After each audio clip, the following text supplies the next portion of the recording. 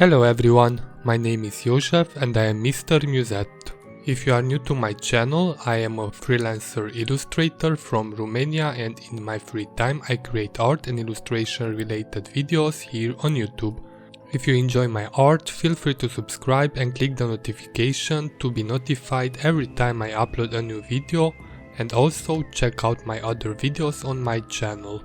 So in this video I am back with a new tarot card illustration, and that is the High Priestess. First I will tell you a few facts and symbols which I used in this illustration, and after that I will come back with my process and overall thoughts about the final illustration.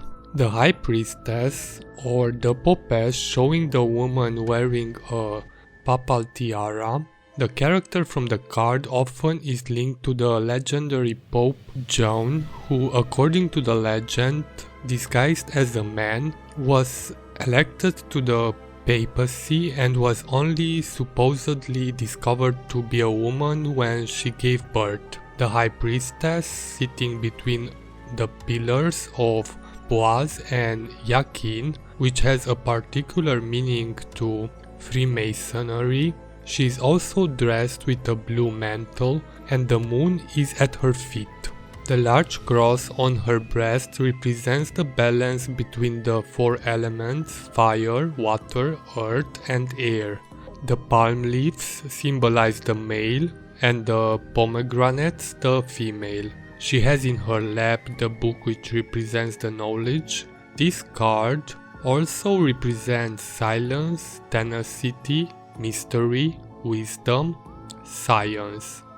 If the card is reversed, symbolize passion, moral or physical ardor, or surface knowledge. So as I already mentioned in previous videos, I am trying to stick to the symbols from the original cards, but put my twist on the illustrations and interpret all these symbols in my own way. Also, with all this illustration, I am going with a more limited color palette, as you might already saw. For the plants from the illustration, I am painting them blue in all of the illustrations, and I am using an additional color for each illustration depending on the card. And also I am playing with different shades of grays and also with black ink. First I sketch out with a pencil the illustration in my sketchbook, and after I had a final sketch I created the line art which you saw at the beginning of the video on camera. I am doing this and not on a watercolor paper directly, because if I have the line art and I don't like something at the end, when I scan the line art I can adjust or modify details in the illustration in Photoshop anytime.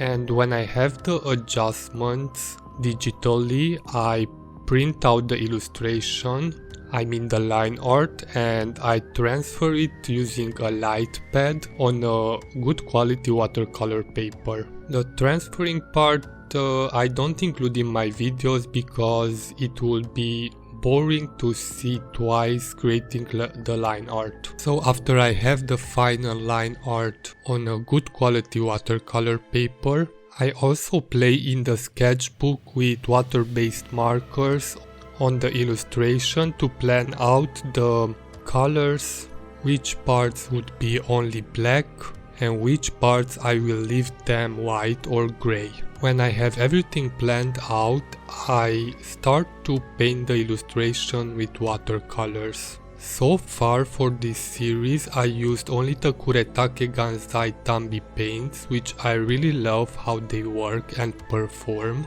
And lately I am trying to use most of my art supplies in different forms and in different projects, because I was realizing that I was buying new art supplies and I am not using up the art supplies which I already have. So in the last month or so I didn't bought any art supplies except the stuff which I really need and I run out of, such as paper, fine liners, and I think that's it. For the line art I am using only one kind of fine liners for years now, that is the Staedtler pigment liners. And for the black ink I have a few different inks which I use depending on the project I am working on, and because on this project I paint the black parts at the beginning of the process, I need to use a waterproof ink because sometimes I go over with the watercolors on the black parts and I don't want that the black ink to smudge on the process. So this particular black ink, it's a drawing ink from Koh-i-Noor. Sometimes when I feel so, I also use a colored pencil for some shading or adding different shades of colors, and I did that with this illustration.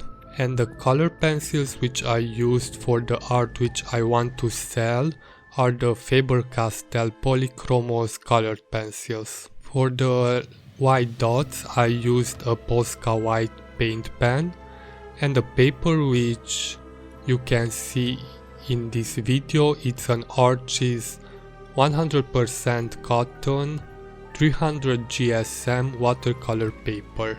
After I finished the illustration, I regretted the decision to use only different blue shades in this illustration.